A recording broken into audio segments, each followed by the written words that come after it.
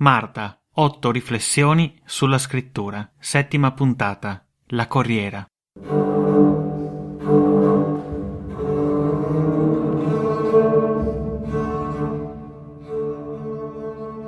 Ogni testo teatrale che si rispetti affronta ad un certo punto la cosiddetta scena obbligatoria, ovvero la scena che deve per forza esserci, che non può mancare, altrimenti per il pubblico quel testo o quello spettacolo sarà un'esperienza incompleta. Al di là di quanto tu possa immaginare, la scena obbligatoria della storia di Marta non avviene in un tribunale della Santa Inquisizione, bensì su una corriera della SAF sulla linea Tolmezzo-Udine. Qualche anno fa, noi di Matearium abbiamo casualmente scoperto la storia di Marta, mistica ribelle del Seicento. In questo podcast ti raccontiamo come la sua vicenda storica si è trasformata in una riflessione sulla scrittura e sulla drammaturgia, ricca di infiniti spunti.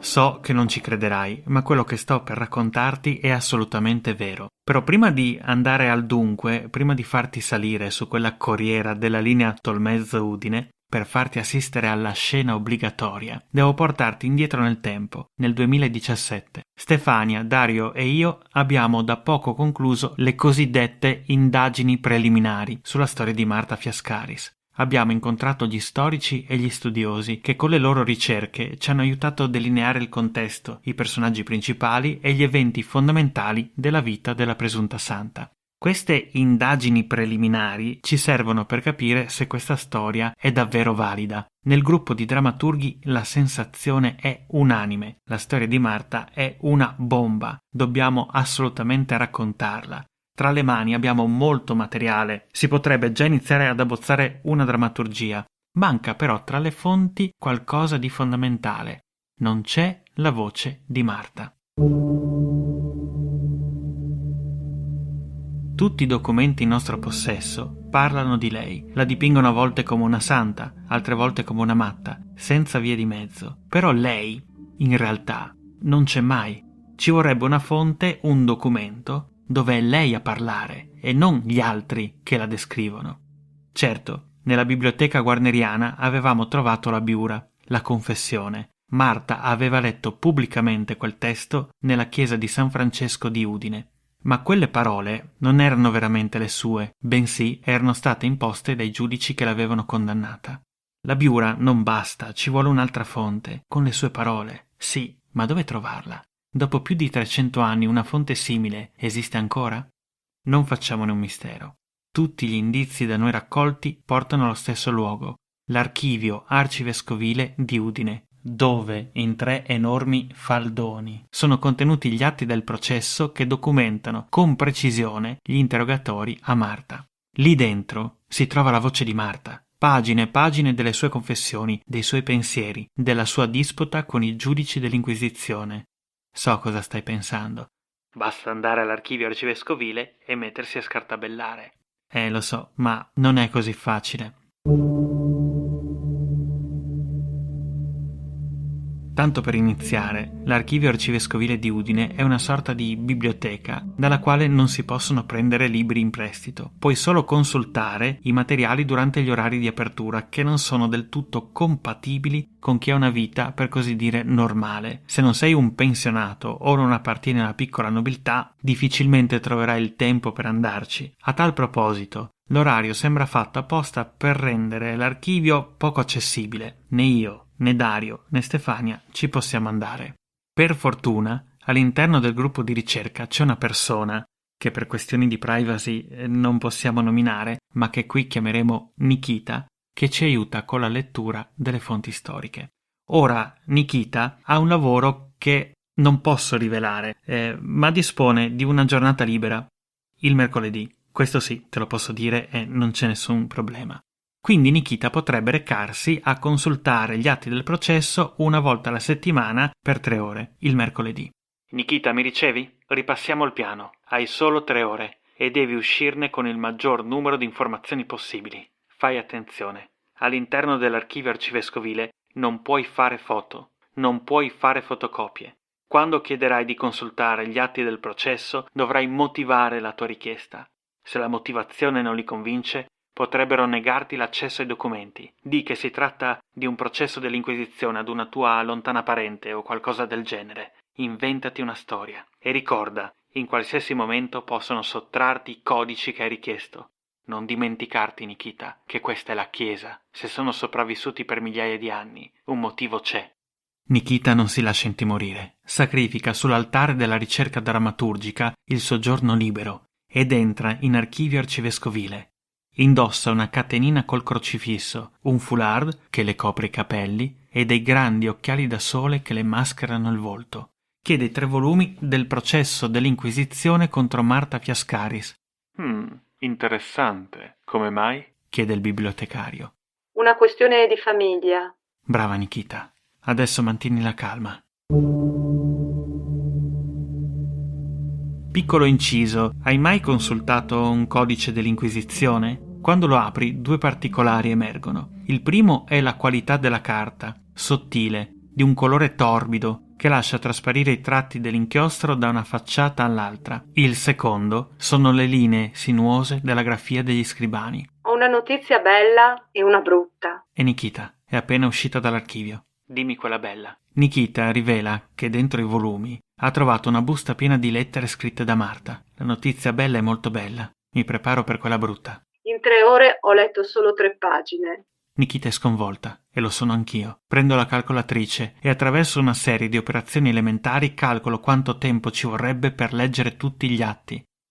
17 anni. Pronto? Pronto? Nikita chiama base. Mi ricevete? Mi ricevete? Attendo ordini. Proseguo? No, Nikita. Rientra alla base. Ma 17 anni passano in fretta. Nikita, rientra alla base. Faremo senza Marta. Il giorno dopo, nel quartier generale di Matearium, i drammaturghi sono riuniti. Ma sì, dai, è un'idea geniale. Scusate, scriveremo un testo su Marta senza la voce di Marta. Ma il teatro è pieno di opere simili. Aspettando Godot. Non si basa sul fatto che Godot non si presenta mai? All'interno della drammaturgia di Marta parleranno tutti i personaggi tranne lei. Hai anche tu la sensazione che questa idea è bella come una toppa di stoffa su una giacca di seta? Dario, Stefania ed io, con la tristezza nel cuore, scriviamo la scaletta di una drammaturgia dedicata a Marta senza Marta. Cambiando discorso, quando viaggio in corriera mi piace starmene in disparte. Indosso le cuffiette, alzo il cappuccio della felpa, guardo fuori dal finestrino. Evito ogni tipo di contatto con il genere umano. La tratta Tolmezzo Udine, quindi per me corrisponde a 40 minuti di pura meditazione. Prendo il mio posto, eseguo il mio rituale di isolamento dal mondo, mentre l'autista chiude le porte e ingrana la marcia. Quel giorno, nella corriera semideserta, noto un conoscente, una persona con cui avrò parlato 4-5 volte, seduto un paio di sedili più in là. Il conoscente si fa i fatti suoi. Io lo guardo, anzi, lo fisso. Non so esattamente cosa mi spinge a farlo, ma tutto avviene così rapidamente che non me ne rendo neanche conto. Tolgo un auricolare, sorrido e gli chiedo: «Allora, come va?» Ti giuro, non l'avevo mai fatto prima. Mai. Uno slancio sociale totalmente anomalo per me. Fatto sta che il conoscente, al di là di ogni previsione, risponde alla mia domanda. E lo fa in modo esaustivo. 15 minuti del viaggio in corriera se ne vanno a causa della mia sconsiderata curiosità. Il conoscente mi parla della sua vita, salute, lavoro, soldi, e non posso nemmeno rimproverarlo di essere troppo dettagliato nella sua esposizione, perché sono stato io a chiamarlo in causa. Sì, niente, dai, comunque è un lavoro più o meno sempre quello, però dai, finché ci si vede qua anche in corriera va sempre bene. Ma e tu cosa combini di bello? Ok, è il mio turno. Sarò rapido e sbrigativo. Do una risposta vaga e superficiale. Ma sai, Al solito, scritture, ricerche, teatro. Sto lavorando ad un caso dell'Inquisizione di una presunta santa di San Daniele del 600, una storia dimenticata. Ma chi? Marta? Scusami, cosa? Non ho capito bene. Stai parlando di zia Marta? Ma, scusami, in che senso, zia Marta? No. Ma Marta, beh, Marta Fiascaris, dai, mia zia, abbiamo i codici del processo a casa? Quel passeggero risulta essere un discendente di Marta, appartenente alla famiglia Fiascaris. Mi confida che a casa hanno le fotocopie di tutti gli atti del processo. Una settimana più tardi, 3 enormi volumi in formato A3 si aprono sulla tavola del salotto di casa mia. Da quella volta non ho più indossato felpe con il cappuccio.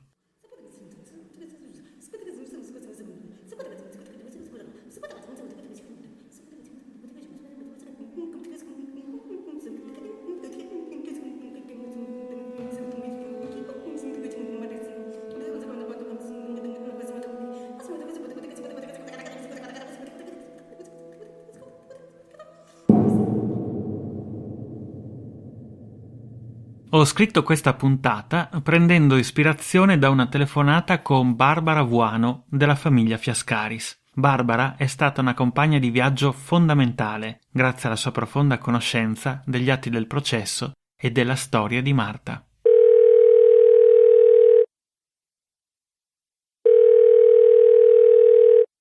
Verso la metà degli anni '80, quando hanno aperto gli archivi diocesani, sono emersi documenti relativi al processo di Marta Fiascaris e noi, come famiglia, siamo venuti a conoscenza dell'esistenza di questa antenata degli attuali Fiascaris, quindi un'antenata dritta di mio marito e dei miei figli. La cosa interessante è che venimmo a conoscenza di tutto l'importante cartolario relativo al processo che Marta Fiascaris subì. Nel frattempo Sandra Dolso, che era in amicizia con noi, aveva fatto la tesi proprio su questo processo e ce ne fece omaggio e quindi lì leggemmo tutta la storia. Poi, successivamente a questo, mio padre, che era un eclettico ricercatore, andò a sfogliarsi tutti i manoscritti relativi ai verbali del processo e ce ne fece una sintesi, un riassunto. Quindi avevamo un'ampia conoscenza di tutta la storia di Marta Fiascaris, però lì rimase fino in tempi recenti. In tempi recenti tornò alla ribalta il discorso di Marta. Io mi ricordo che assistetti a una conferenza di Giampaolo Gri, il quale fece notare come il processo di Marta era uno dei meglio documentati, una delle fonti più ampie che si poteva avere sul pensiero delle donne. Per cui a questo punto io mi resi conto che la storia di Marta Fiascaris io non la potevo ignorare, non solo perché avevo familiarizzato con lei, ma perché mi nascondeva un tesoro che, nonostante fosse di difficile avvicinamento per me, perché presumeva una conoscenza storica del periodo, un lungo periodo di ricerche e di archivio a cui non ero affatto addestrata né abituata, però nonostante tutti questi ostacoli io non potevo più ignorarla. E così partì la mia ricerca diretta e personale su Marta. Nel frattempo ho conosciuto voi di Matearium e il progetto Marta è partito insieme. Prima di salutarti, vorrei proporre una breve riflessione su cosa ho imparato oggi da questa esperienza creativa fatta di sante mancate, di scritture e di tracce sonore. Questo, sì, confida nel metodo, confida nella linea che hai tracciato, nella tua professionalità, nel tuo modo di proseguire giorno dopo giorno verso un obiettivo e non farti scoraggiare dagli imprevisti che possono avvenire, dalla mancanza di idee, dalla mancanza di creatività che può sopraggiungere. Tu confida nel metodo, confida nel tragitto, confida nelle strategie che stai mettendo in piedi per riuscire ad arrivare al tuo obiettivo e alla fine qualcosa accade, qualcosa avviene, magari non miracoloso come questo perché è sbalorditivo quello che ci è successo, cioè proprio è un miracolo, cioè Però insomma, nella perseveranza, nella capacità di seguire il proprio tragitto, spesso succedono anche miracoli un po' più piccoli o eventi un po' più piccoli. Ecco, questi sono dei consigli un po', magari un po' raffazzonati, però sinceri di questa ultima puntata.